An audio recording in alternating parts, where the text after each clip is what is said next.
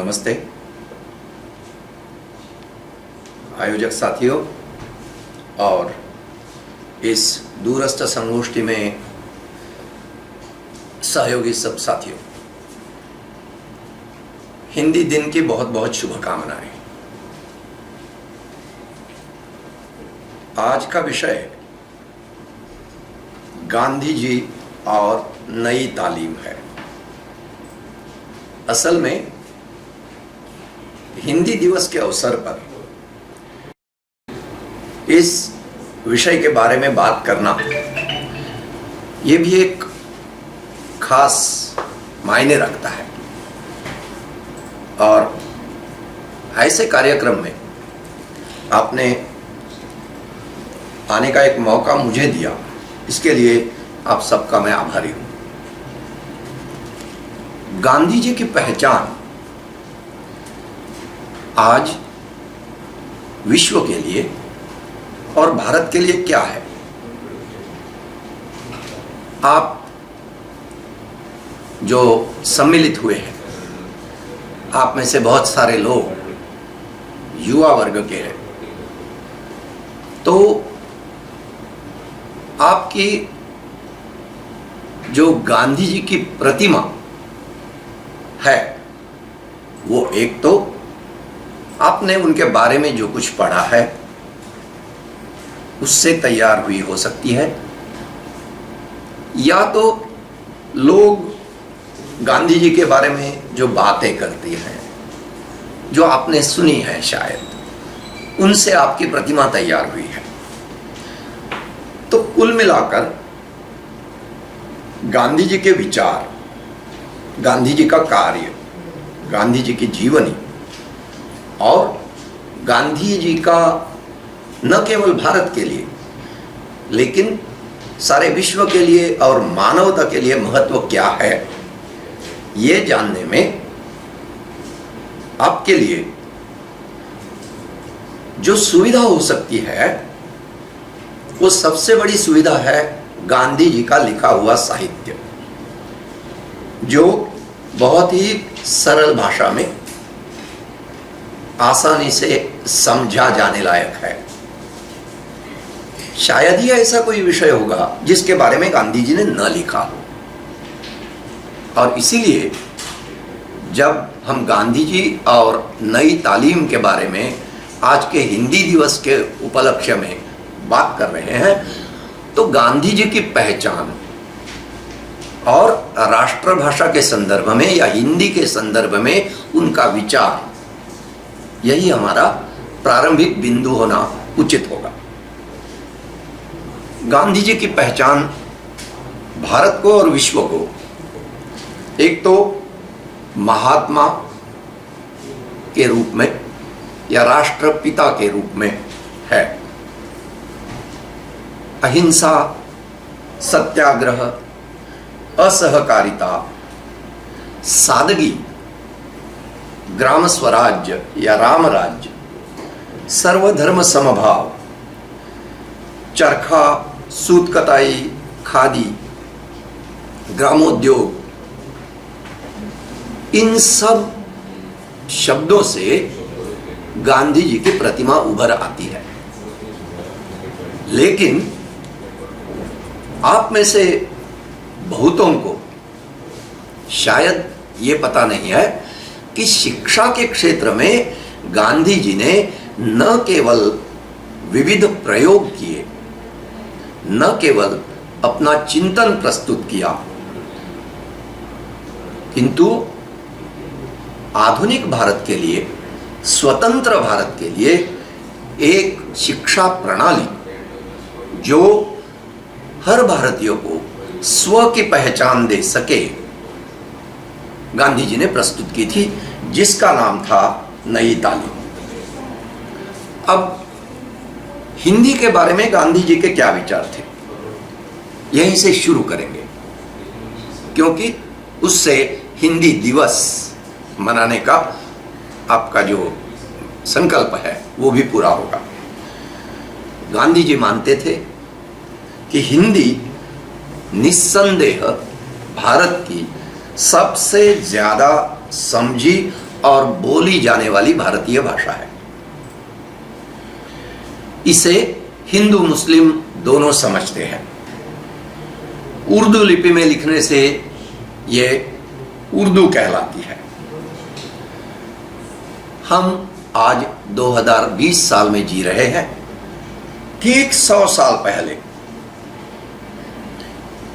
इस भाषा का ज्यादा से ज्यादा प्रयोग करने का एक संकल्प भारत ने किया था। उस वक्त यह तय किया गया था कि अगर लोगों को राजनीति की दृष्टि से शिक्षित करना है, जनता को अगर बताना है कि स्वतंत्रता क्या है, वो हमें क्यों पानी है और कैसे पानी है, हमारे प्रश्न क्या हैं और उनके उत्तर कहाँ ढूंढने हैं, तो ये सब चर्चा केवल भारतीय भाषाओं के स्वीकार और प्रसार से हो सकती है और एक सामान्य अखिल भारतीय भाषा के रूप में हिंदुस्तानी का प्रसार करना जरूरी होगा। अब ये जो विचार था, इसी को लेकर हिंदी और हिंदुस्तानी में ही ज्यादा से ज्यादा हमारा संप्रेषण हो, हमारा संपर्क हो, हमारे संभाषण हो, इस तरह का एक प्रयास उस वक्त जो स्वतंत्रता आंदोलन चल रहा था उसमें बहुत सारे लोग कर रहे थे। गांधी जी केवल आदर्शवादी नहीं थे। गांधी जी की दृष्टि वास्तव से कभी हटती नहीं थी। इसीलिए उन्होंने कहा था कि अंग्रेजी के प्रभाव के कारण हमारे उद्दिष्ट की तरफ प्रगति में बाधा आ रही है और हम जनसामान्य की भाषा बोलने से कतराते हैं। हम अंग्रेजी का उपयोग कर रहे हैं जिससे हमारा जनसामान्य के प्रति प्रेम कितना है यह स्पष्ट होता है। उनका सवाल था, क्या हमारा जनसामान्य के प्रति जो प्रेम है वो नाम के वास्ते है? बहुत लोग हिंदुस्तानी सीखने के कष्ट उठाना टालते हैं, इस पर उन्हें आपत्ति थी। गांधी जी मानते थे कि आपको अपनी भाषा में ही अपनी आत्मा की सही पहचान हो सकती है और इसीलिए उन्होंने बहुत पहले से इस बारे में स्पष्ट कहा था। उनका कहना था, यह 1908 की बात है, हिंद स्वराज नाम की उनकी एक छोटी सी पुस्तिका में उन्होंने लिखा था, लाखों करोड़ों लोगों को अंग्रेजी का ज्ञान देने का प्रयास करना उनको गुलाम बनाना है। आजकल न्यायालय में अंग्रेजी का प्रयोग होता है। अब अगर मैं मेरी मातृभाषा न बोलूं और एक भारतीय के नाते कोई भी विषय समझ लेने के लिए अगर मुझे किसी अनुवादक की जरूरत पड़े तो ये तो गुलामी ही हो गई। और अगर हम अंग्रेजी के माध्यम से गुलामी ही स्वीकारना चाहते हैं तो स्वतंत्रता का कोई मतलब नहीं होगा। इसलिए भारत के लिए राष्ट्रभाषा हिंदी होनी चाहिए। हिंदी का प्रयोग सब क्षेत्रों में होना चाहिए, सब स्तर पर होना चाहिए, सब विषयों के लिए होना चाहिए, ये उनका आग्रह था। आज हिंदी दिवस पर हम शिक्षा के विषय में गांधी जी के बारे में जो कुछ समझ लेना चाहते हैं उसका एक भाग यह भी है कि गांधी जी भाषा शिक्षा के बारे में क्या विचार रखते थे ये भी हम समझ लें, और इसीलिए मैंने ये सब आपके सामने रखा है।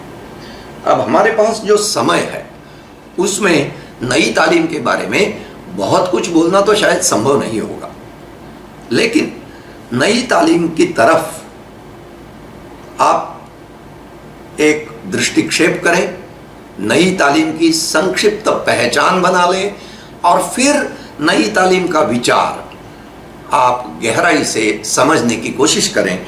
इसलिए मैं संक्षेप में आपके सामने ये नई तालीम के कुछ मुद्दे रखूंगा। नई तालीम नई किस बात में है? तालीम क्या चीज है? तालीम का मतलब होता है शिक्षा, और नई तालीम का मतलब होता है नई शिक्षा। अब ये शिक्षा नई कैसे? इसे नई तालीम क्यों कहा गया? इसे नई तालीम इसलिए कहा गया कि एक तो जो प्रचलित शिक्षा व्यवस्था थी जिसमें अंग्रेजी का प्राधान्य बढ़ता जा रहा था, क्योंकि अंग्रेज सरकार द्वारा ये शिक्षा दी जा रही थी और इसलिए शिक्षा का माध्यम अंग्रेजी था। तो इस माध्यम की महत्ता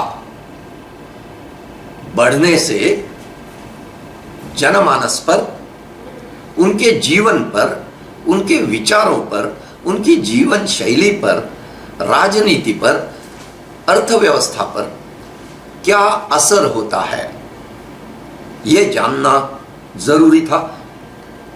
तो भाषा के पीछे पूरी शिक्षा को लगाना ये एक तरह से गांधी जी की दृष्टि में गलत था, और इसलिए गांधी जी का मानना था कि भाषा शिक्षा का माध्यम होने से अच्छा है कृति शिक्षा का माध्यम हो।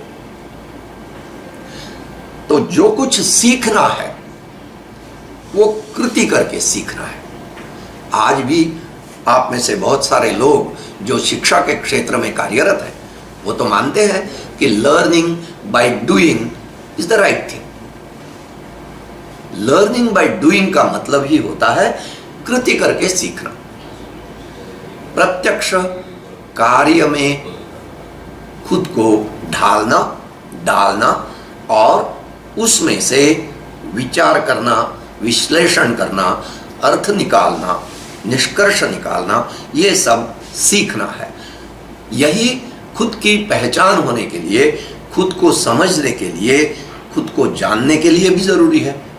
और इसलिए नई तालीम या नई शिक्षा, जिसे बुनियादी शिक्षा भी कहा गया, बेसिक एजुकेशन, अब वो बुनियादी क्यों हुई? क्योंकि उस वक्त 7 साल की उम्र में शिक्षा शुरू होनी थी। तो पहले 7 साल मतलब आयु के 14वें साल तक 7 साल प्राथमिक शिक्षा जो होनी थी वो बुनियादी शिक्षा थी। और ये बुनियादी इसलिए थी कि ये आपको जीना सिखाने वाली शिक्षा थी। जिए तो जिए कैसे, जिए क्यों, जिए कहां, ये सब प्रश्न मानव के सामने सनातन रूप में आ रहे हैं। तो इनका उत्तर पाने के लिए जिस तरह की शिक्षा का विचार गांधी जी ने हमारे सामने रखा, वही थी नई तालीम या बुनियादी शिक्षा। अब इसमें क्या था? गांधी जी जो बता रहे थे वो ये था कि आप कृति से सीखें। अब कृति किस बात की? तो उन्होंने कहा कि आपको जो कुछ सीखना है वो आपके इर्द गिर्द जो है, आप जिस माहौल में रहते हैं, जिस व्यवस्था में रहते हैं, वही आपको सीखना है। पहले शिक्षा शास्त्र में एक बहुत महत्वपूर्ण नियम है जो आप जानते हैं वहां से आपको जो आप जानते नहीं वहां तक जाना है। तो इसी का मतलब आप जो जानते हैं, छोटा बच्चा जो जानता है वो है उसका परिसर, उसके इर्द गिर्द जो लोग रहते हैं, उसका परिवेश, वो वातावरण, वहाँ की जलवायु, वहाँ के लोग, उनके उत्सव, उनके कार्यकलाप, उनके उद्योग, यही तो सब जीवन है। और इसलिए बुनियादी शिक्षा में या नई तालीम में प्राथमिकता जो दी गई है वो जो स्थानीय हस्त उद्योग हैं, हस्तकलाएं हैं, उन्हें दी गई है। इसलिए इस नई तालीम में सबसे पहली बात है कि बच्चा सीखेगा तो काम करके सीखेगा। फिर वो काम केवल दिखाऊ नहीं होगा, जो काम करना है वो उत्पादक काम होना है, प्रोडक्टिव वर्क, जिसका मतलब होता है आप जो कुछ बनाएंगे हाथ से, हस्तोद्योग में आप जो कुछ बनाएंगे उसका एक मूल्य होना चाहिए, उत्पादन मूल्य होगा, वो किसी के काम आना चाहिए, इसलिए उसकी खरीद होगी, जिससे आप जो पढ़ाई कर रहे हैं उसका खर्चा निकलेगा। इसका मतलब ये होता है कि मैं जब पढ़ता हूं तो मैं स्वयं निर्भर होता हूं। ये स्वयं निर्भर होने की जो बात है वो आज के काल में कितनी महत्वपूर्ण है, ये मुझे आपको बताने की जरूरत नहीं है। असल में आप में से जो लोग आज का संदर्भ लेना चाहते हैं उनके लिए मैं केवल यदि इतना ही बता दूं कि अभी अभी जो एक मुहिम चल रही है, अपने नाम के पीछे बेरोजगार लगाना या अपने नाम के सामने बेरोजगार लगाना, ये कौन है? ये तो वही लोग हैं जो पढ़े लिखे हैं और जिन्हें नौकरी नहीं मिल रही है। अब ये तो बड़ा सवाल है कि जिन्हें हम सुशिक्षित बेरोजगार कहते हैं, एक नया वर्ग समाज में तैयार हुआ है। किसने तैयार किया? शिक्षा ने तैयार किया। तो फिर इस तरह का वर्ग तैयार ना हो, इसकी जो व्यवस्था है उसे नई तालीम कहते हैं। तो ये तो हुई एक बात। दूसरी जो बात है वो भी आप ध्यान में ले लें। अगर आप अभी जो वैश्विक स्थिति है उसे देख लें तो पिछले 8-10 साल जो बड़े विकसित देश हैं उनमें जो अवस्था आई है, वहां किसान खेती में टिके रहे इसलिए उन्हें बहुत सारा अनुदान दिया जा रहा है, क्योंकि खेती करना अब किफायतशीर नहीं रहा, फायदेमंद नहीं रहा। इसका मतलब क्या हुआ? इसका मतलब तो यही हुआ ना कि जो धरती माता मेरा रक्षण करेगी, मेरा गुजारा करेगी, उसका ख्याल हमने नहीं रखा है और इसलिए धरती माता के साथ काम करने वाले का पेट भी नहीं भर रहा है। तो इसलिए फिर राज्य संस्था उसे अनुदान दे रही है, उसे पैसा दे रही है। क्या ये सही बात है? आप क्या समझते हैं? और एक बात बता रहा हूं, वैश्विक स्तर पर बहुत सारे देशों में शिक्षा के लिए, उच्च शिक्षा के लिए जो कर्जे दिए गए हैं वो कर्जे वापस देने की स्थिति में वो शिक्षित युवा नहीं है। इसलिए कई सारे कर्जे अब बैंकों के पास वापस नहीं आ रहे हैं। ये क्या स्थिति है? आप समझ सकते हैं? आप भारत की स्थिति देखिए। भारत के कितने सारे राज्यों में किसान आत्महत्या कर रहे हैं, किसानों की आत्महत्या हो रही है, युवा वर्ग खेती की तरफ नहीं जा रहा है, जमीन बंजर है, जल की समस्या है, वायु प्रदूषण है। क्या ये सब समस्याएं नहीं है? और ये सब समस्याएं क्या मानव निर्मित नहीं है? आप अगर इन समस्याओं से परिचित हैं तो आपको नई तालीम की तरफ देखना पड़ेगा, क्योंकि नई तालीम में इन्हीं सब चीजों के बारे में ये सब ना हो इसलिए बहुत सारी चीजें बताई गई हैं। अब ये सब शुरू कैसे हुआ? आप ये ना सोचें कि गांधी जी को कहीं से कल्पना मिली कि इस तरह का कुछ करना है। गांधी जी हमेशा कृति और उक्ति दोनों को साथ लेकर चलते थे, और बहुत बार उनकी कृति पहले होती थी, उसमें से अनुभव मिलता था, उसके आधार पर उनकी उक्ति आती थी या विचार आते थे।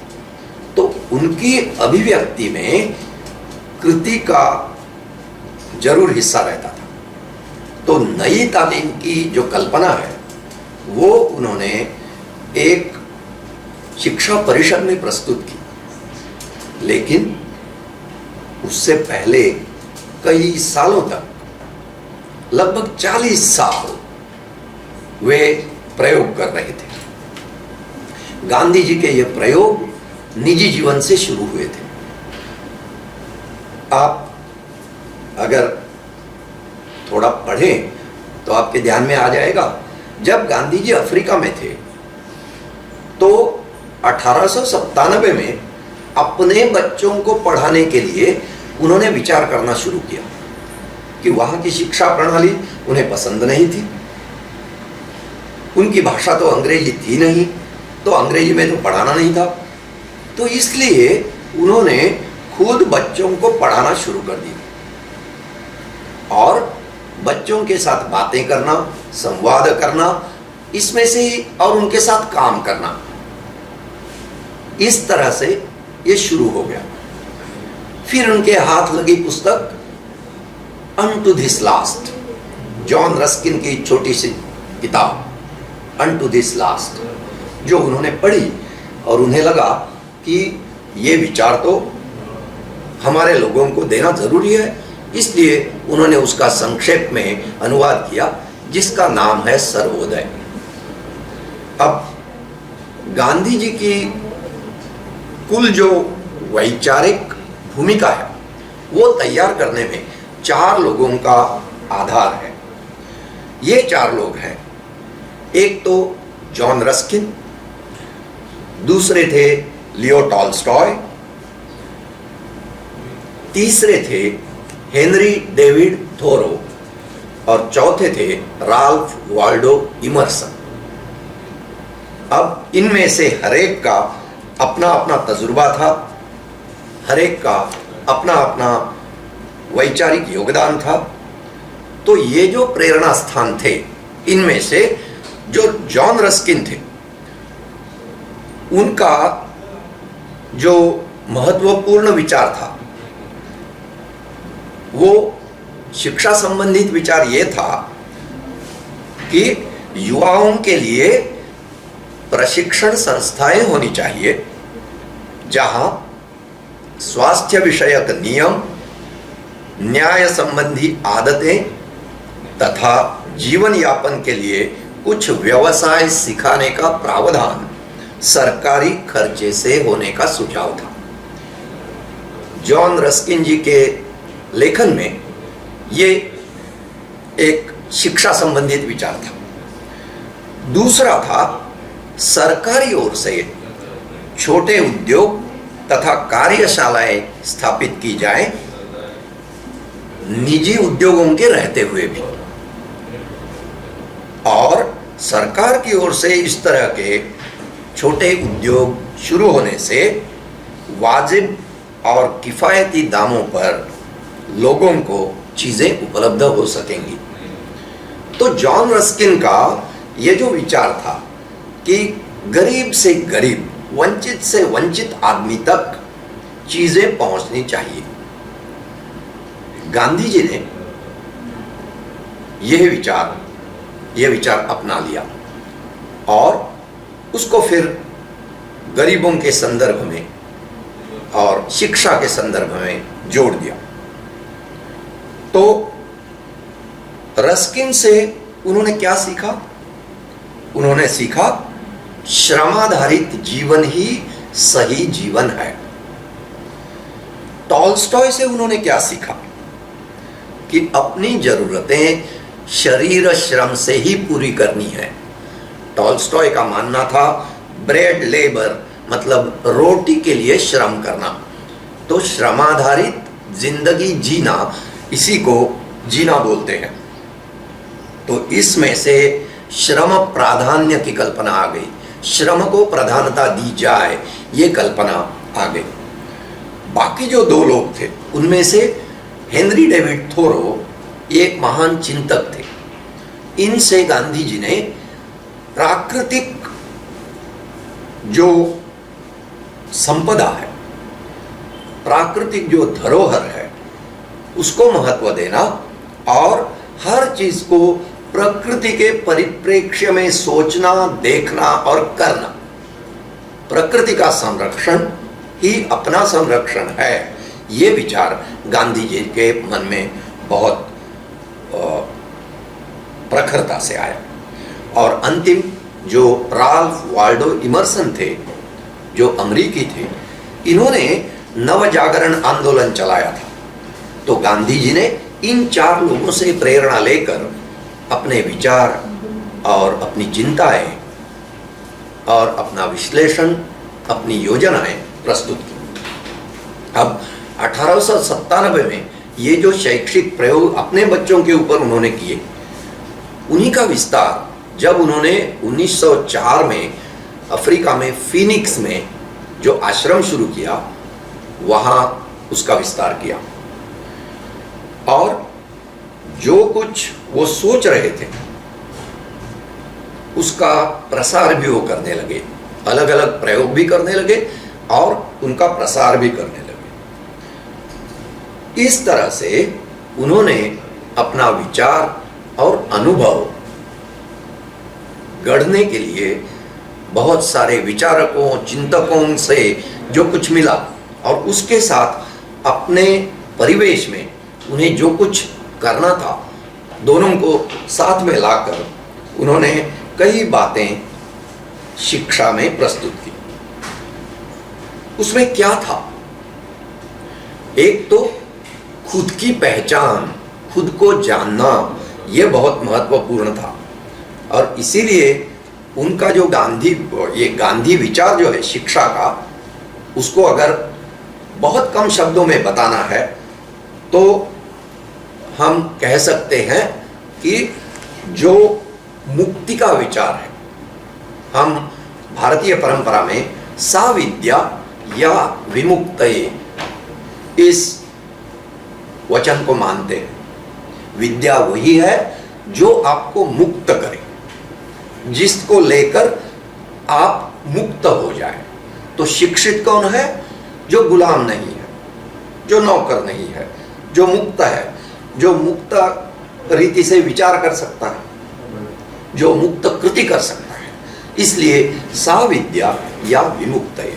तो नई तालीम में इसी पर जोर था और इसीलिए उनका पूरा जो नई तालीम का कार्यक्रम था वो इसी तरह आगे बढ़ा।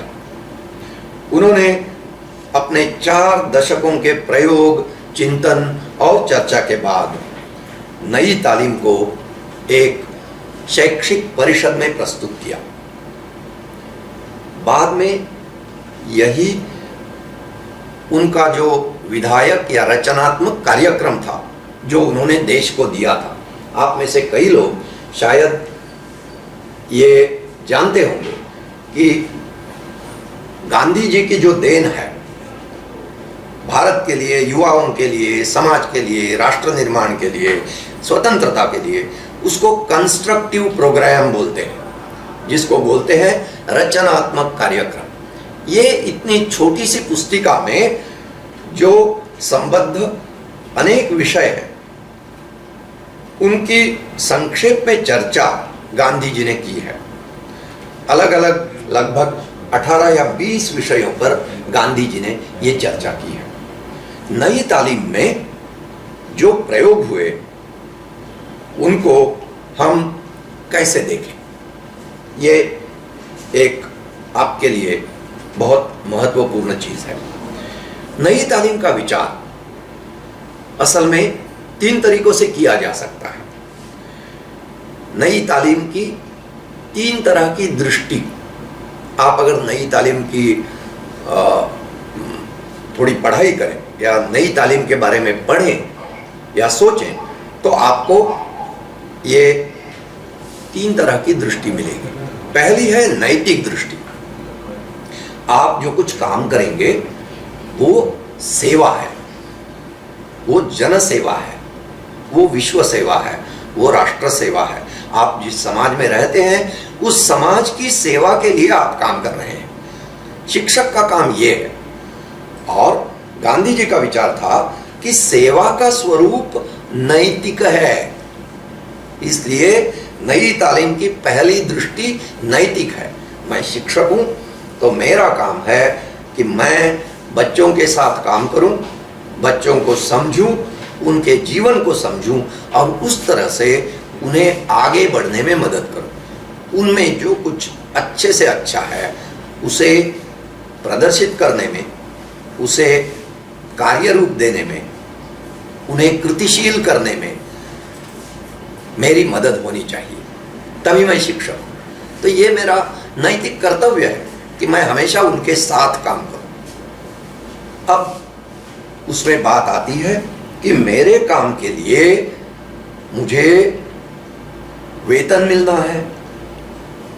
यहां गांधी जी का विचार ये है कि अगर आपका काम नैतिक रूप का है, अगर सेवा का स्वरूप नैतिक है, तो उसका मूल्यांकन आर्थिक रूप में करना गलत है।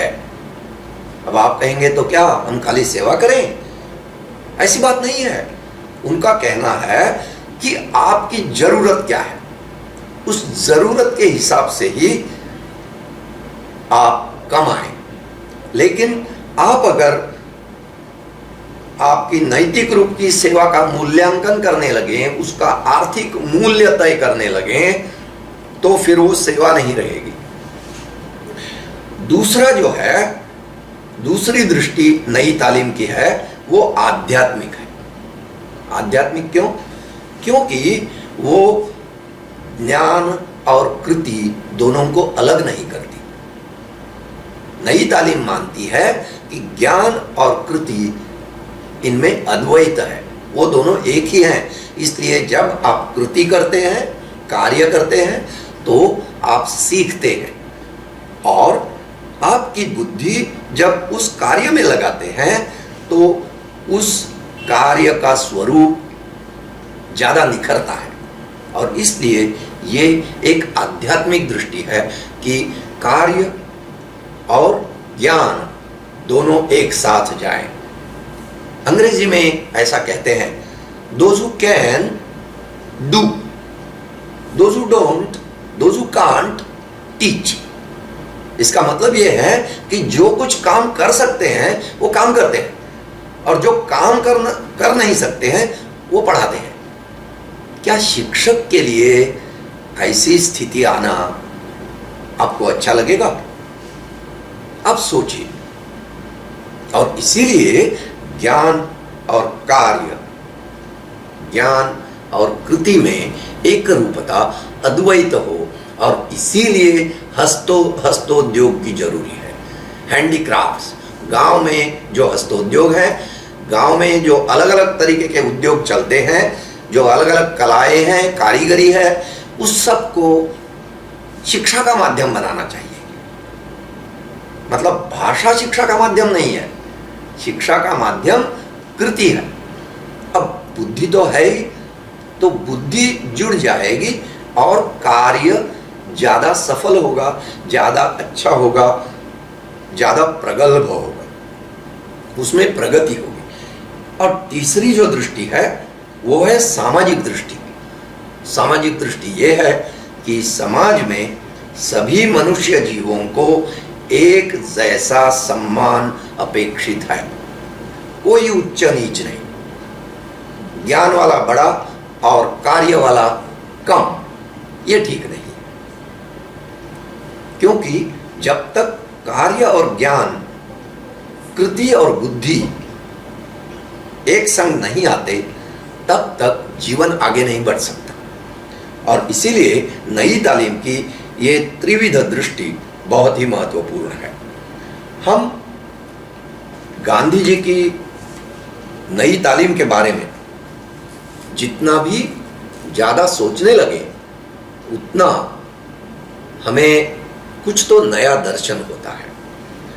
अब एक तरह से अगर शिक्षा के बारे में सबसे महत्वपूर्ण अंश क्या है, शिक्षा में सबसे ज़्यादा अहम क्या है, इसका अगर विचार करें तो वो ये है कि हमारी पहचान केवल हमारा मन या हमारा देह इतनी सीमित नहीं है। असल में हमारा कार्य जिसमें हमारा मन भी लगे और देह भी लगे वो हमारी पहचान है। नई तालीम हमें ये दृष्टि देती है कि आप जो करते हैं वो आपकी पहचान है। आपको जाना जाएगा अपने काम से, केवल उक्ति से नहीं। इसलिए ये एक नई दृष्टि है। नई तालीम में ज्ञान और काम एक साथ होने से ज्ञान कृति करने से आता है। बहुत बार हम लोगों की एक भूल होती है, हम मानते हैं कि ज्ञान किताबों में है, ज्ञान परंपरा में है, ज्ञान इतिहास में है, ज्ञान विद्वान में है। नहीं, ज्ञान कृति से आता है। क्योंकि ज्ञान और सूचना या ज्ञान और जानकारी ये अलग अलग चीजें हैं। आज की तारीख में हम सब लोग जानकारियां बहुत इकट्ठा करते हैं। जानकारी इकट्ठा करके हमारी जो नई संस्कृति बनी है जिसे हम कट पेस्ट कल्चर बोलते हैं, हाँ, यहां से उठाओ वहां चिपकाओ, ऐसे दो चार जगह से उठाकर एक जगह चिपकाने से उसे हम हमारा ज्ञान बोलते हैं। ये तो ठीक नहीं है। क्योंकि जानकारी रहने से भी उसे परखना, उसे व्यवहार में लाना, उसे प्रत्यक्ष में लाना, उसके ऊपर कुछ कृति करना और उस कृति से जो अनुभव आएगा उस अनुभव से जीना, तभी ज्ञान की उत्पत्ति होती है। और इसलिए ज्ञान कृति से आता है और ज्ञान से उत्पादक कार्य होता है। तो आप अनुभव लेंगे और अनुभव के आधार पर आप कृति करते रहेंगे, उसमें से उत्पादक कार्य होगा और ज्ञान और कार्य के संयोग से बुद्धि का विकास होता है। आखिर हमें तो बौद्धिक विकास तो चाहिए।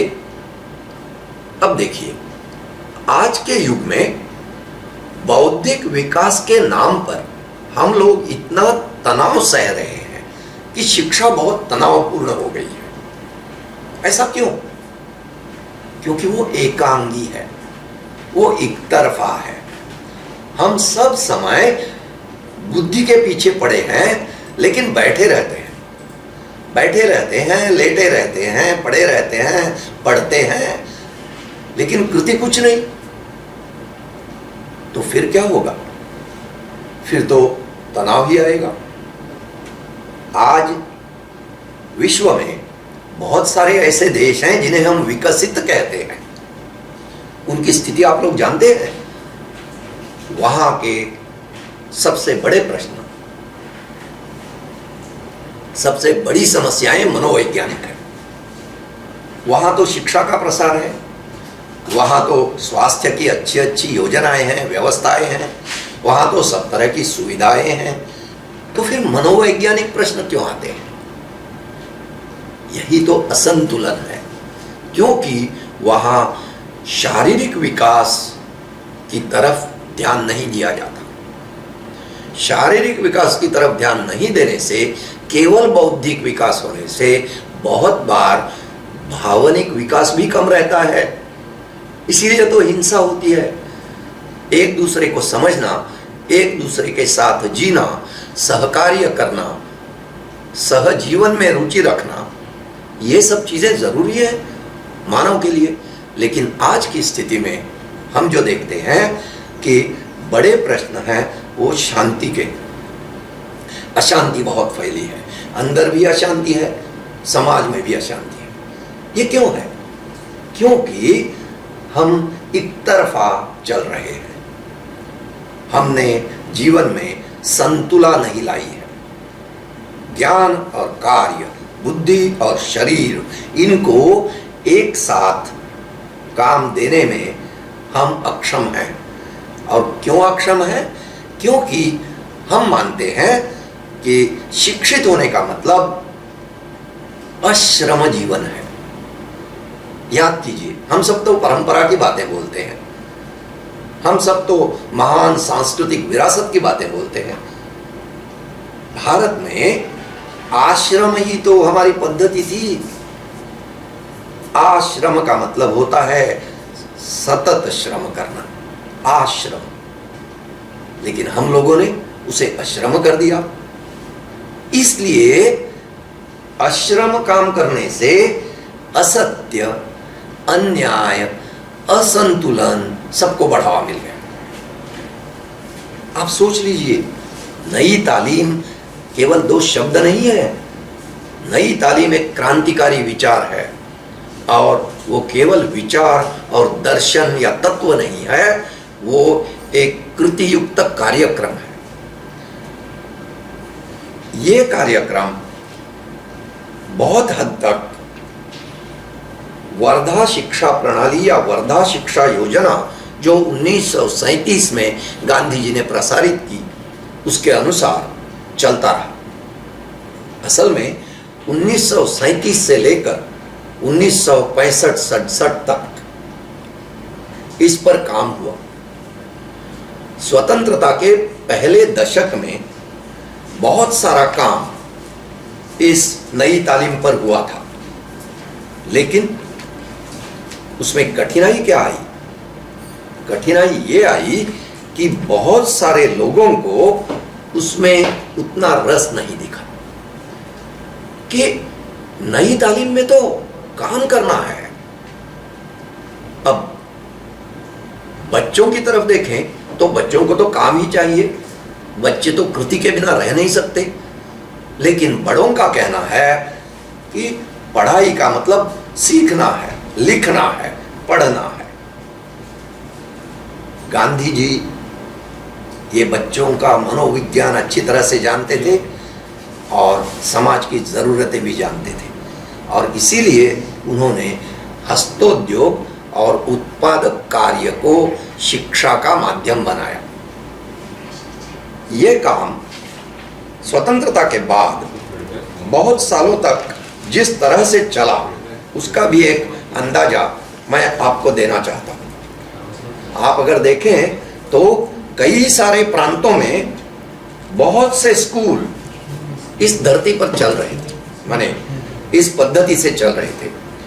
लगभग 1 लाख के ऊपर विद्यार्थी इस नई तालीम या बुनियादी शिक्षा के माध्यम से पढ़ रहे थे। लेकिन उस वक्त इस विचार के पीछे और इस योजना के पीछे जो नए लोग आने थे, वो लोग राज्यकर्ताओं में से आना बंद हो गए। और इसका कारण ये था कि राज्यकर्ताओं को बहुत सारी चीजें दिखने लगी। उसमें से एक ये थी कि अगर नई तालीम सक्षम बने, सशक्त बने, तो उसमें से जो व्यक्ति तैयार होगा, जो नागरिक तैयार होगा, वो तो आत्मनिर्भर होगा, वो तो सवाल पूछेगा, वो तो विचार करेगा। और इसलिए उसमें बहुत सारे लोगों को असुरक्षितता दिखने लगी। उन्हें लगा कि अगर हमारी एक पहचान रहनी है, हमारा रोब रहना है, हमारा अधिकार रहना है, तो फिर जन सामान्य अगर सवाल पूछने लगे तो, और नई तालीम तो सवाल पूछने की ही शिक्षा थी, क्योंकि जब आप काम करते हैं तो हर चीज पे मन में सवाल उठता है, हर चीज पे आपका कुतूहल जागृत होता है, आपकी जिज्ञासा आगे आती है, और इस तरह से आप खुद विचार करते हैं और अपने प्रश्न पर खुद ही उत्तर ढूंढने की आदत लगा लेते हैं। आज हम सबका प्रयास ये रहता है कि प्रश्न भी शिक्षक की तरफ से आए और जवाब भी शिक्षक की तरफ से आए, तो फिर हम क्या रहे, हम क्या पढ़ते हैं, वो क्या पढ़ाई हुई, उसमें हम तो एक पाइपलाइन की तरह बन गए जिसमें से पानी बह जाएगा, पाइप सूखे का सूखा रह जाएगा। ना अनुभव है ना कृति है। नई तालीम ये नहीं मानता। नई तालीम में हर एक को काम करना था और उस उत्पाद को जो स्कूलों में उत्पादन होगा उसको सरकार खरीदे और उसके बदले में फिर इन बच्चों के पढ़ाई का खर्चा हो, जिसका मतलब बचपन से ही हर व्यक्ति एक तो श्रमिक हो, श्रम के साथ ज्ञान की पूजा करने वाला हो, ज्ञान बढ़ाने वाला हो, अनुभव पाके समर्थ होने वाला हो, सक्षम होने वाला हो, और खुद को अपनी इच्छा के मुताबिक आगे बढ़ाने वाला हो। यही तो है शिक्षा। लेकिन इसमें और एक मुश्किल ये आई कि इसकी जो पूरी रचना थी उसमें ग्रामीण इलाकों में रहने वाली आबादी को ज्यादा मौका था, क्योंकि उनके इर्द गिर्द जो था उसी से उनकी शिक्षा होने वाली थी। लेकिन शहरी इलाकों में अलग तरह का जीवन है। अब शहरी इलाकों से जो शिक्षक बनने आए, नई तालीम में जो शिक्षक बने, उन्हें भी लगा ये सब क्यों किया जाए, ये किस काम का। इसलिए उसके बारे में किसी ने गंभीरता नहीं दिखाई। मेरे साथियों, एक बात का ख्याल रखिए, आज हम जिन समस्याओं से जूझ रहे हैं, आप कल्पना कीजिए अगर 60 साल पहले, 50 साल पहले हमारे लोगों ने नई तालीम के पीछे अपना सामर्थ्य, अपनी ताकत लगाई होती, तो आज सुशिक्षित बेरोजगार नाम का जो वर्ग भारत में पनप रहा है वो ना होता। क्योंकि हर एक को अपनी क्षमता के अनुसार, अपनी हुनर के अनुसार आगे जाने का मौका नई तालीम में है। आप क्या नहीं सीखते, आप हर चीज सीखते। नई तालीम में केवल हस्तोद्योगी नहीं थे। अगर आप कपास या मान लीजिए सिल्क, रेशम से वस्त्र बनाना चाहते हैं तो इसमें आप भूगोल भी सीखेंगे, विज्ञान भी सीखेंगे, तकनीकी भी सीखेंगे, प्रौद्योगिकी भी सीखेंगे, गणित भी सीखेंगे। क्या नहीं सीखेंगे? केवल एक ही चीज होगी, उस सीखने का माध्यम कोई भाषा नहीं होगा, वो कृति होगा या उद्योग होगा। अब ऐसी पढ़ाई में आप जो भाषा, रोज की भाषा बोलते हैं उसी का इस्तेमाल किया जाएगा। इसका मतलब आपकी मातृभाषा और आपकी स्थानीय भाषा इसमें प्रमुख होगी। तो जब आप अपने मन की बात अपनी भाषा में करेंगे तब शिक्षा में अर्थ होगा। आप सोच लीजिए, आज की हमारी जो स्थिति है उसमें यही सबसे बड़ा प्रश्न है।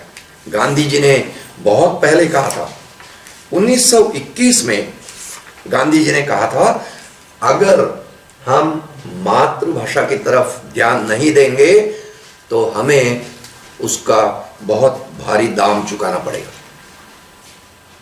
आज हमारी यही स्थिति है। गांधी जी कहते थे कि जो अपनी भाषा नहीं जानता, जो अपनी मातृभाषा ठीक तरह से नहीं जानता, वो समाज से अलग हो जाएगा। और अगर आप समाज से अलग होते हैं तो आप पे विश्वास कोई रखे तो कैसे रखे? आपके बीच संवाद नहीं होगा, संपर्क नहीं होगा, आपके ऊपर लोगों का विश्वास उठ जाएगा। आज आप राजनीति में क्या देख रहे हैं? आज आप हमारे समाज जीवन में क्या देख रहे हैं? सुशिक्षित वर्ग और अशिक्षित वर्ग के बीच में एक खाई आई है। क्यों आई है? आज तो हमारी जो बहुत सारी योजनाएं हैं वो तो साक्षरता बढ़ाने के लिए चल रही है, लेकिन साक्षरता का मतलब शिक्षा नहीं है। साक्षरता तो शिक्षा का एक अंग है। इसलिए केवल साक्षरता बढ़ाने से नहीं चलेगा। हमें अपनी हुनर, अपनी इच्छा, अपनी ताकत, इन सब को एक साथ लाके अपनी इच्छा के मुताबिक आगे जाना पड़ेगा, कुछ करना पड़ेगा। उसी को शिक्षा बोलते हैं। अब इसमें एक और चीज है, आप में से अनेक लोग ऐसे भी रहेंगे जो बोलेंगे अरे वोकेशनल एजुकेशन है, व्यावसायिक शिक्षा है। अब देखिए, उसे अटैचमेंट बोला जाता है। मतलब गाड़ी के पीछे आप जैसे, या ट्रैक्टर के पीछे आप जैसे ट्रेलर लगाते हैं, एक ट्रॉली लगा देते हैं, उस तरह की चीज है। क्योंकि आपकी शिक्षा उसमें घुल मिल नहीं जाती। आप शिक्षा के पीछे एक और कुछ लगा देते हैं जिसे व्यवसाय शिक्षा बोलते हैं।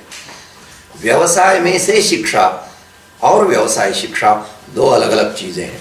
और इसलिए हमारे लिए ये बहुत महत्वपूर्ण है कि हम ये सीखें, ये समझें कि नई तालीम में ये क्यों बोला गया है कि आप कृति, कार्य, उत्पादक कार्य करते करते सीखें। आज हम बहुत सारी चीजों के बारे में कुछ कुछ गलत फहमियों में है।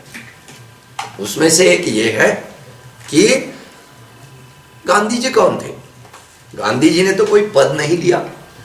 गांधी जी को क्या मालूम? गांधी जी तो आकर्षक नहीं थे आज के हिसाब में। हाँ, गांधी जी तो स्मार्ट नहीं थे। एक बात समझ लीजिए, आज सारा विश्व गांधी जी के विचार के बारे में इतना गंभीर हो गया है, इतना जागरूक हो गया है। इसीलिए तो गांधी जी ने जो भी बातें कही हैं, उनको जहां भी कुछ संघर्ष होता है, जहां भी लोग अन्याय के खिलाफ लड़ते हैं, वहां उनके विचारों का उल्लेख होता है। नई तालीम हमें विचारी बनाने के लिए है, हमें प्रगल्भ बनाने के लिए है, हमें कृतिशील बनाने के लिए है, हमें जिम्मेदार बनाने के लिए है। हम राष्ट्र निर्माण की बातें बोलते हैं। अब राष्ट्र निर्माण क्या चीज है? राष्ट्र निर्माण तो तभी होगा जब आप ग्राम निर्माण करेंगे। भारत गांवों में बसता है, ये तो बहुत सुनी हुई चीज है। हर कोई कहता है भारत गांवों में बसता है। तो फिर गांव को गढ़ना, गांव को बनाना, गांव में जो है उसके साथ जीना, यही तो असली राष्ट्र निर्माण है। क्योंकि गांव समृद्ध बनेंगे, गांव समर्थ बनेंगे, गांव सक्षम बनेंगे, तभी तो गांव प्रगतिशील होंगे। आज गांव और शहरों के बीच जो खाई आई है, उसमें शिक्षा का बहुत बड़ा हाथ है। शिक्षा ने गांव और शहर को अलग कर दिया है, और शहर वाले गांव वालों को कोसते हैं, गांव वाले शहर की तरफ देखते हैं। नई तालीम आपको जीवन जीने के लिए इस तरह से तैयार करती है कि आप दूसरों पर निर्भर नहीं रहेंगे। आप ऐसा नहीं सोचेंगे कि उन्हें मिल रहा है इसलिए हमें नहीं मिल रहा है, क्योंकि आपको जो मिलना है उसके लिए आप किसी पर निर्भर ही नहीं रहेंगे। इसीलिए जो गांधी के पथ पर काम करते हैं, उनकी घोषणा क्या रहती है?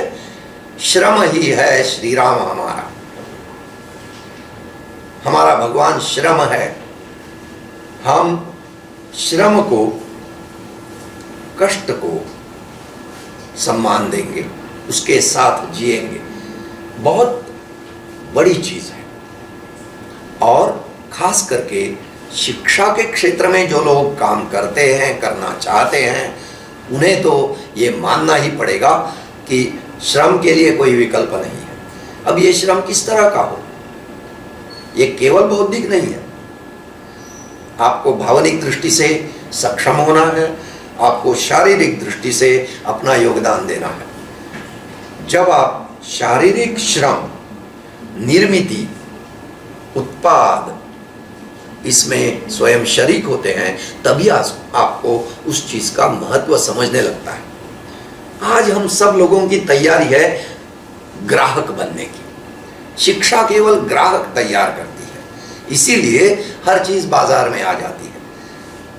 आप में से जो शिक्षक होंगे वो बच्चों को स्वाध्याय देंगे, और वो स्वाध्याय तैयार करने के लिए बच्चा माँ का हाथ पकड़ के कहाँ जाएगा? साइबर कैफे जाएगा। और साइबर कैफे जाके वो माँ बोलेगी बच्चे को ये चाहिए। फिर साइबर कैफे वाला तय करता है कि आपके बच्चे के लिए क्या उचित है, और माँ पैसे देगी, जो कुछ साइबर कैफे वाला दे देगा वो लाके चिपका के अच्छी तरह से उसे कवर दे के वो बच्चे के हाथ में दे देगी, बच्चा लेके स्कूल में दे आएगा। ये क्या स्वाध्याय हुआ? स्वाध्याय का अर्थ क्या है? स्वयं अध्ययन करना। इसमें निरीक्षण की बात आती है, इसमें कृति की बात आती है, इसमें प्रयोग की बात आती है, इसमें विचार की बात आती है, चिंतन की बात आती है, परीक्षण की बात आती है, और अंत में निष्कर्ष की भी बात आती है। तभी कुछ सीख मिलती है, कुछ पढ़ना होता है, और इसी को पढ़ना बोलते हैं। आज की स्थिति में हम सब परीक्षार्थी तैयार करने में जुटे हैं। विद्यार्थी पाना मुश्किल हो गया है, क्योंकि कृति कहीं दिखती नहीं है। इसलिए आज की तारीख में नई तालीम से आपको अगर कुछ लेने जैसा लगता है तो ये होना चाहिए कि श्रम के ऊपर जो एक विश्वास चाहिए, और श्रम में जो रत होगा उसे नए नए मार्ग दिखेंगे, उसे दूसरों पर निर्भर रहने की जरूरत नहीं पड़ेगी, उसे किसी के पास कुछ मांगने जाने के वक्त भी उसे शर्म नहीं लगेगी, क्योंकि जहां तक हो सके वो विद्यार्थी खुद हाथ से काम करते करते उसका जो अहम है, अहंकार है, वो पिघल जाएगा। उसमें अहंकार नहीं रहेगा, लेकिन उसकी क्षमता बढ़ेगी, उसको लोगों के साथ काम करने में मजा आएगा। वो लोगों के साथ काम करते करते खुद को बनाएगा या बनाएगी। मुझे लगता है कि इस तरह से हम आगे बढ़ सकते हैं। नई तालीम का यही संदेश है। असल में नई तालीम ने जो कुछ हमको दिया है उसको हमने परखा नहीं है, सीखा नहीं है, जाना नहीं है, समझा नहीं है। कई लोगों को लगता है क्या आज की तारीख में वो संभव है? आप में से जो लोग जानते हैं कि किस तरह के प्रयोग भारत में अनेक जगह चल रहे हैं, शिक्षा के प्रयोग हो, तकनीकी प्रयोग हो, उन सब में इन लोगों की प्रेरणा, इन लोगों का आदर्श गांधी जी है। ऑलविन टॉफलर, आप में से अगर किसी ने नाम सुना होगा, ऑलविन टॉफलर एक समाजशास्त्री है। उनकी 3 बहुत प्रसिद्ध किताबें आई। उसमें से मैं जो बात कर रहा हूं वो 50 साल पहले वाली है। लगभग 50 साल पहले उनकी पहली किताब आई जिसका नाम था फ्यूचर शॉक। उसके बाद में 80 के दशक में दूसरी किताब आई जिसका नाम था थर्ड वेव, और तीसरी किताब जो आई वो 90 के दशक में आई, वो थी पावर शिफ्ट। थर्ड वेव में ऑलविन टॉफलर ने गांधी विथ सैटेलाइट इस शीर्षक से एक लेख लिखा है। वो बताना चाहते हैं कि आज के संदर्भ में, सैटेलाइट युग में या डिजिटल युग में गांधी जी कितने पर्याप्त हैं, कितने प्रस्तुत हैं, और ये समझना भारतीय होने के नाते हमारी जिम्मेदारी है, जो ऑल्विन टॉफलर बता सकते हैं। आप क्या मानेंगे कि इस संसार में से कई प्रगत देशों में से कितने सारे चिंतक, कितने सारे लेखक, कितने सारे कलाकार भारत में आके बसे, भारतीयों के साथ काम करने लगे। इनके पीछे केवल गांधी जी की प्रेरणा थी। गांधी जी ने इतना सारा काम हमारे लिए रखा था, लेकिन आज की स्थिति में जो हमारी सोच है, वो सोच बाजार ने तैयार की है। हम सब ग्राहक बनना चाहते हैं, भले वो शिक्षक हो, विद्यार्थी हो, अभिभावक हो, सबको ग्राहक बनने की उत्कंठा है। ग्राहक बनने से हर चीज को खरीदा जा सकता है। गांधी जी का प्रयास खुद को ढूंढने का था, और इसीलिए गांधी जी ने जो दृष्टि हमें दी, उसमें उनका प्रयास यही था कि हम आत्मज्ञान की खोज में लगे। शिक्षा का सही उद्देश्य आत्मज्ञान होना है, खुद को समझना है।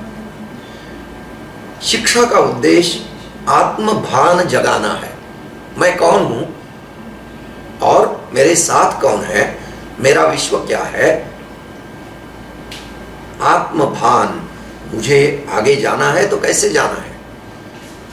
तो समानता के स्तर पर सभी के साथ जीना, यह बहुत बड़ा काम है, और इसलिए आत्मभान जगाना और आत्मसम्मान की रक्षा करना। जो शिक्षा में है उसे आत्मसम्मान की रक्षा समझनी चाहिए, और उसका हर विद्यार्थी आत्मसम्मान की रक्षा में लगना चाहिए। इसकी शुरुआत अपनी भाषा से होती है, अपने परिसर से होती है, अपने परिवेश से होती है, अपने गांव से होती है। तभी तो आत्मसम्मान जगता है। मैं कौन हूँ, मैं कहाँ का हूँ, मैं क्या करता हूँ, लेकिन मैं विश्व के लिए काम करूँगा, मैं सबकी सेवा करूँगा, सेवा में आनंद मानूंगा।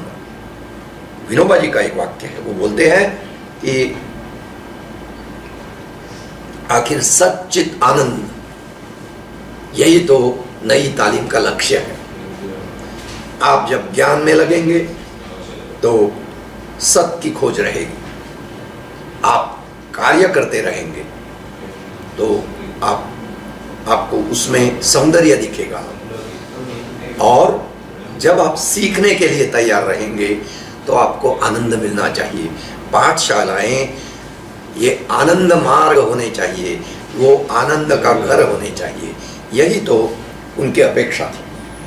इसलिए मुझे लगता है कि आज जो हम युवा हैं, जो खास करके शिक्षा में रस रखते हैं, जो शिक्षा के क्षेत्र में काम करना चाहते हैं, उनके लिए गांधी जी की नई तालीम को समझकर कुछ चीज़ों के बारे में खुद सोचना चाहिए। मैं मानता हूं कि ये जो पूरी इमारत है शिक्षा की, इसके लिए हमें 4 चीज़ों के ऊपर ध्यान देना चाहिए। गांधी जी का पूरा शिक्षा का ढांचा वो जीवन के लिए था। उनका कहना था कि आगे चलकर शिक्षा ही जीवन होना चाहिए। शिक्षा जीवन के लिए मात्र नहीं है, शिक्षा ही जीवन है। जैसे शिक्षा शास्त्री जॉन ड्यूई कहते थे, education is not preparation for life, education is life itself. यही गांधी जी भी कहते थे। और इसलिए हम लोगों को आज के ज़माने में अगर 4 चीज़ों की तरफ ध्यान देना संभव हुआ तो हम भी बहुत कुछ सीख सकते हैं। वो 4 चीज़ें क्या है? एक है आपकी जीवन दृष्टि, आप जीवन को किस तरह से देखते हैं। एक मौका है, एक तरह का आनंद है, खुशी है, जीवन दृष्टि, आप सकारात्मक हैं, नकारात्मक हैं, आप जीवन की तरफ किस तरह से देखते हैं। दूसरा है आपकी जीवन शैली, आप किस तरह से जीना चाहते हैं। तीसरा है जीवन मूल्य, आपके जीवन मूल्य क्या है, आप किस चीज को बहुत महत्ता देते हैं, खुद को या बाकी लोगों को, पैसे को, वस्तु को, साधनों को या अपने गुणों को। आपके जीवन मूल्य क्या है। सादगी क्या आपका जीवन मूल्य है, सरलता क्या आपका जीवन मूल्य है, प्रामाणिकता क्या आपका जीवन मूल्य है, नेकी ये क्या आपका जीवन मूल्य है। तो और अंतिम जो है वो जीवन कौशल्य, लाइफ स्किल्स, आपके पास जीवन कौशल्य क्या है। इन 4 स्तंभों पर शिक्षा की इमारत को खड़ा करना है। आज जो कोई शिक्षा के क्षेत्र में है उसे इन 4 चीजों के साथ खुद को परखना है, खुद को टटोलना है।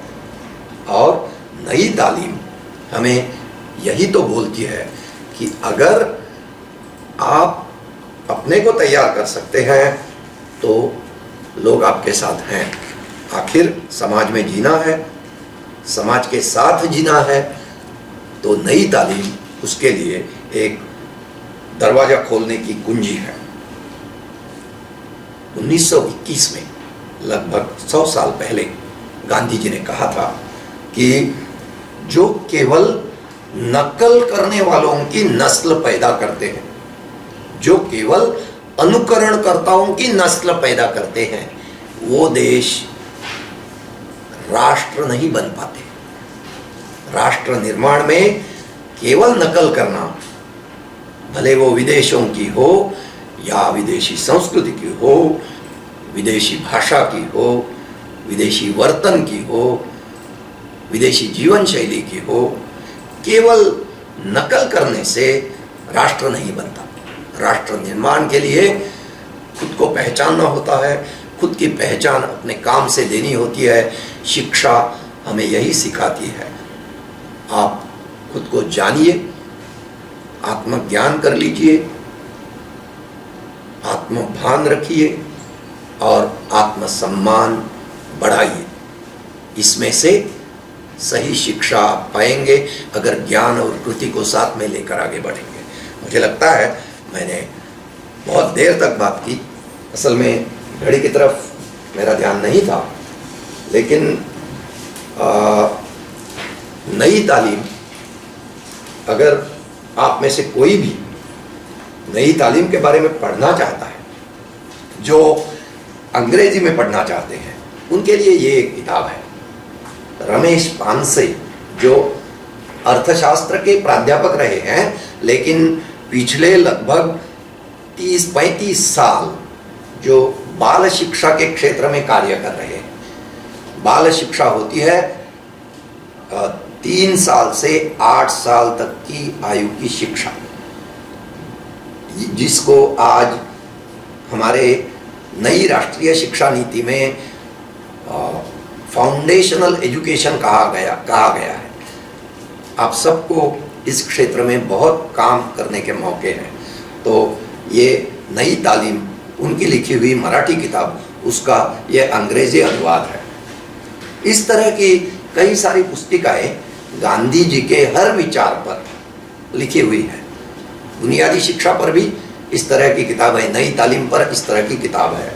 फिर सर्वोदया नाम की उनकी किताब है, सर्वोदय, जो मैं बोला था, अनटू दिस लास्ट से उन्हें जो विचार मिले, जॉन रस्किन के अनटू दिस लास्ट से जो विचार मिले, उसको उन्होंने सर्वोदय में परिवर्तित किया संक्षेप में। तो इस तरह की कई सारी वाचन सामग्री आपके लिए है, और मैं मानता हूँ कि शिक्षक या विद्यार्थी के नाते आप लोगों को इसी में से आगे जाने के लिए बहुत सारे रास्ते हैं।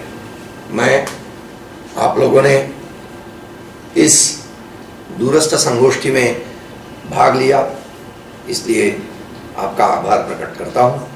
आयोजकों ने मुझे ये मौका दिया, इसलिए उनको भी धन्यवाद देता हूँ।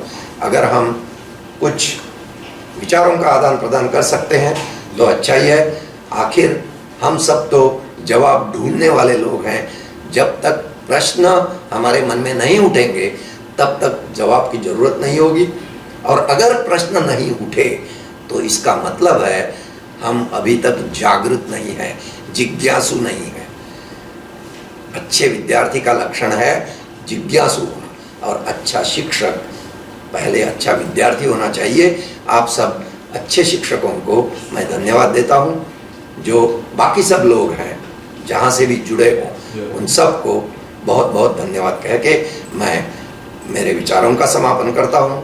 इसके बाद अगर कुछ प्रश्न हो तो लिए जा सकते हैं। सर, हाँ, आज आपने इस वेबिनार के माध्यम से अपने मूल्यवान विचारों को हमारे समक्ष रखा, इसलिए आपका हृदय से धन्यवाद। उसी प्रकार गांधी जी की विचारधारा और नई तालीम हमारे लिए किस प्रकार से महत्वपूर्ण है, इससे हमें अवगत कराया, इसलिए आपका धन्यवाद। आशा करती हूँ हमारे सहभागियों ने इस राष्ट्रीय वेबिनार का लाभ उठाया होगा। अब मैं कार्यक्रम के आगे के सूत्र वेबिनार की समन्वयक सहायक प्राध्यापिका श्रीमती रेणुका परदेसी के हाथों में देती हूँ। धन्यवाद। हमारे प्रतिभागियों के कुछ प्रश्न हैं। सबसे पहला प्रश्न दर्शन कांडोलकर जी का। उनका ये प्रश्न है कि आज की परिस्थिति में एक सामान्य अध्यापक किस प्रकार नई तालीम के सिद्धांतों पर अमल कर सकता है? ठीक। आखिर नई तालीम की रचना जिस काल में हुई थी वहां से हम बहुत आगे आए हैं। उस वक्त हमारे यहाँ जो प्रश्न थे वो कुछ हद तक अलग थे, लेकिन आज भी हमारी शिक्षा में विद्यार्थी को अज्ञ माना जाता है, अज्ञानी माना जाता है, क्योंकि उसके पास ज्ञान नहीं है, वो हमारे पास आ रहा है। यही शिक्षक की भूमिका रहती है। असल में ये भूमिका गलत है। हमारी सोच ये होनी चाहिए कि जो विद्यार्थी है उसके पास कुछ तो ज्ञान है, कुछ तो अनुभव है, शायद कुछ कारीगरी भी हो सकती है, कौशल्य भी हो सकता है जिसके हमें पहचान नहीं है। तो आज हमें ये सोचना है कि हर शिक्षक को ये सोचना होगा कि पहले तो मैं बच्चा जान लूं या विद्यार्थी जान लूं। भले वो विद्यार्थी महाविद्यालयीन विद्यार्थी भी हों, उनके सामने जो प्रश्न होते हैं वो इतने जटिल होते हैं और उनकी तो तैयारी नहीं होती उन प्रश्नों का सामना करने की, क्योंकि शिक्षा ने उन्हें वो क्षमताएं नहीं दी हैं। तो आपको एक तो विद्यार्थी सीखने का काम करना है, विद्यार्थी का माहौल सीखने का काम करना है, विद्यार्थी की पृष्ठभूमि सीखने का काम करना है। अगर ये हो जाए तो समानता के लिए जो काम चलना है, आज समाज में समानता, न्याय, ये चीज़ें ऊपर ऊपर बहुत दिखती हैं, लेकिन असल में बहुत सारे प्रश्न गंभीर होते जा रहे हैं। बच्चों की या विद्यार्थियों की आज की जो मानसिकता है वो ये है कि जितना आसान तरीके से काम बन जाए वो अच्छा है। तो उन्हें श्रम प्रतिष्ठा के लिए तैयार करने के लिए शिक्षकों को श्रम प्रतिष्ठा पे जोर देना होगा, केवल शब्दों से नहीं, कृति से। क्योंकि जब विद्यार्थी शिक्षक को बहुत कष्ट लेते देखते हैं, बहुत काम करते देखते हैं, नियमित काम करते देखते हैं, तो विद्यार्थी उन्हें आत्मसात करते हैं। मुझे लगता है कि इस तरह से अनेक पहलू रहेंगे जिनके ऊपर शिक्षकों को काम करना होगा।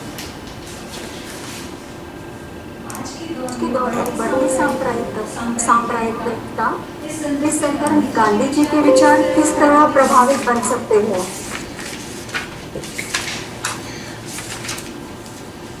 ये तो एक बहुत ही महत्वपूर्ण प्रश्न है। इसके बारे में भी गांधी जी ने स्पष्ट रूप में बहुत सारी बातें प्रस्तुत की हैं।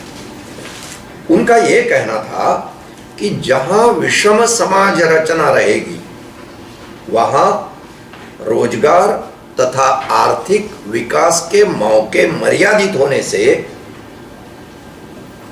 गरीब वर्ग में भी हित संबंधों की प्रतियोगिता बढ़ेगी, उसमें तीव्रता आएगी, जिससे जमातवादी संघर्ष को बढ़ावा मिल सकता है।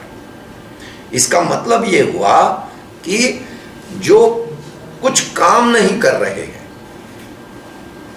उनकी विचार क्षमता भी कम है, और ऐसे लोग आखिर इस तरह के पहलुओं को लेकर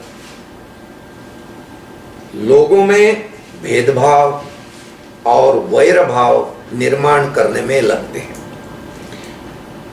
मैं तो ये मानता हूं कि अगर सांप्रदायिकता के बारे में हम शिक्षित लोग सजग होना चाहते हैं तो हमें एक बात ठाननी पड़ेगी, एक बात का निर्धार करना पड़ेगा।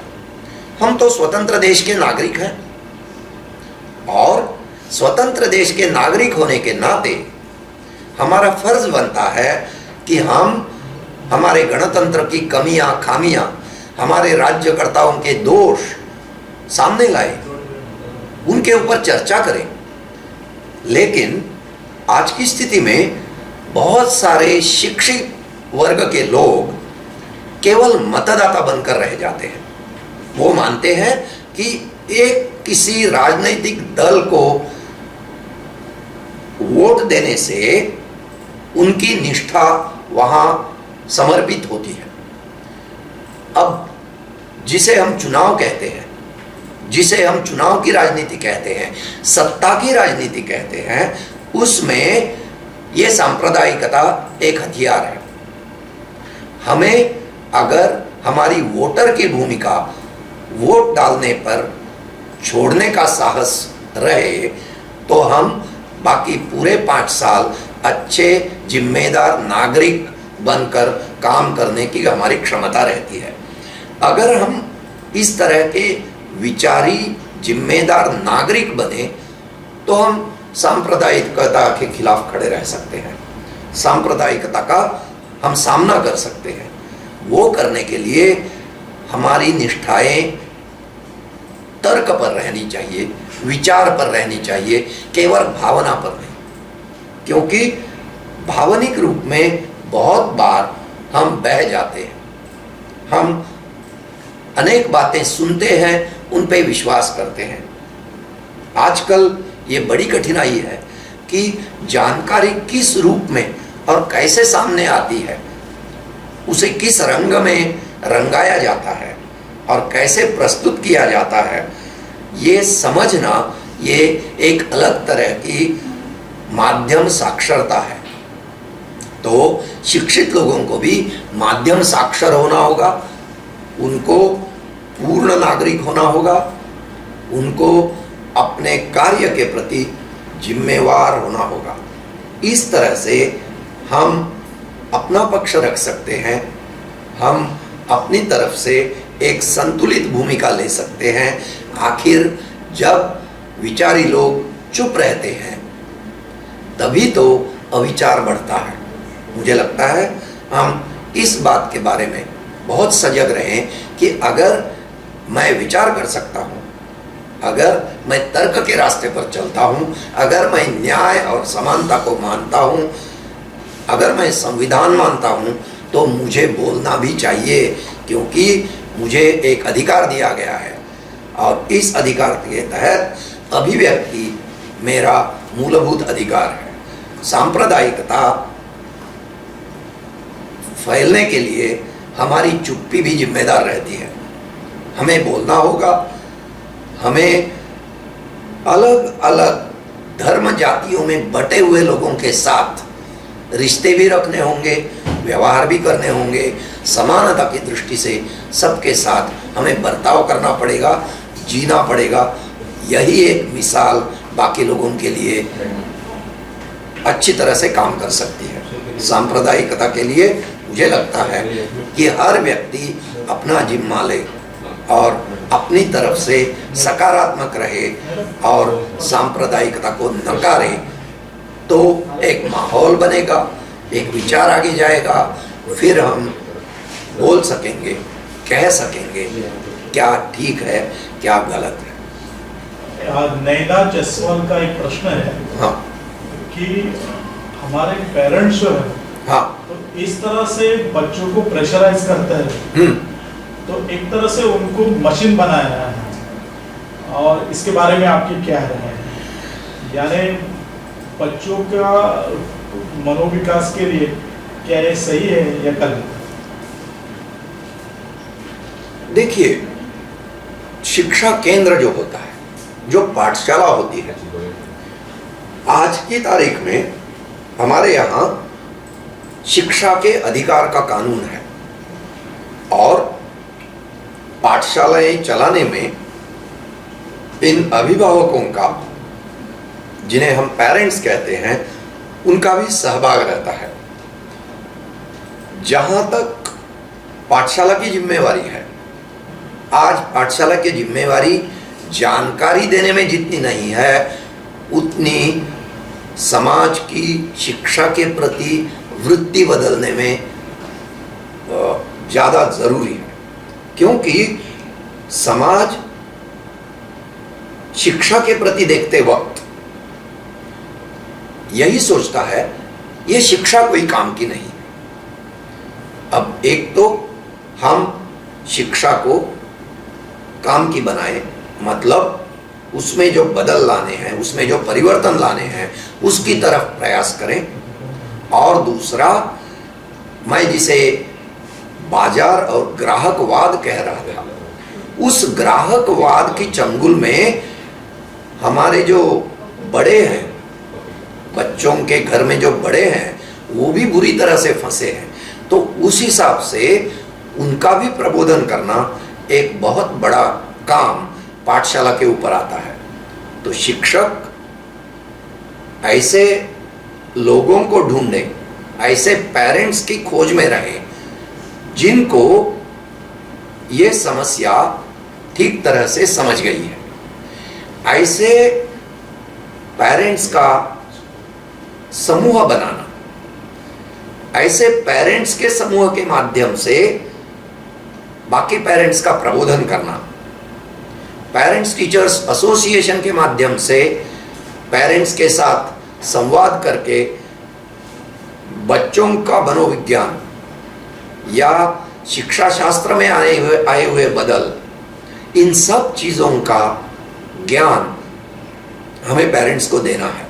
तो एक तरह से पेरेंट्स एजुकेशन, पेरेंट्स ऑर्गेनाइजेशन, ये भी काम अभी पाठशाला के ऊपर आया है।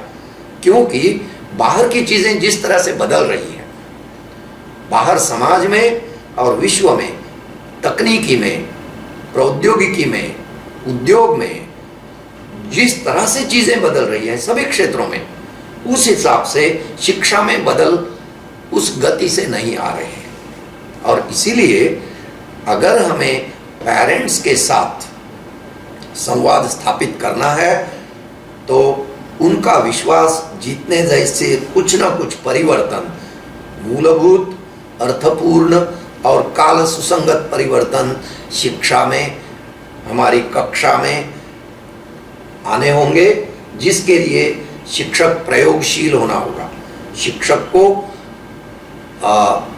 नवसर्जनकार होना होगा।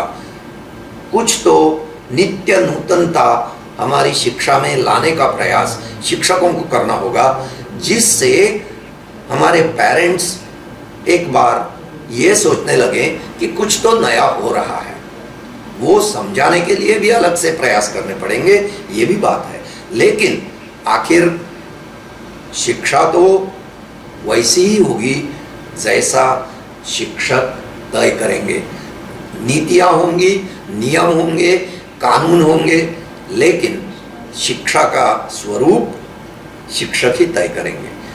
इसीलिए तो किसी एक शिक्षा नीति में कहा गया था, जहाँ तक मुझे याद है, कोठारी आयोग ने जो नीति बनाई थी 1968 की पहली शिक्षा नीति स्वतंत्र भारत में, उसमें तो यही कहा गया था कि देश का भविष्य कक्षा में तय होता है या कक्षा में गढ़ा जाता है। इसका मतलब ही ये है कि आपको जो कुछ परिवर्तन लाना है, जो कुछ प्रगति करनी है, उसमें कक्षा में जो खड़ा रहता है उसका बहुत बड़ा योगदान है। और आज की तारीख में इतने सारे अलग अलग प्रभाव समाज पर, परिवार के अलग अलग घटकों पर, पेरेंट्स पर हैं, जिनसे उन्हें मुक्त करने के लिए भी हमारी एक अलग भूमिका शिक्षकों की होना ज़रूरी है। मुझे लगता है कि शिक्षकों को खुद को उसके लिए भी तैयार करना होगा।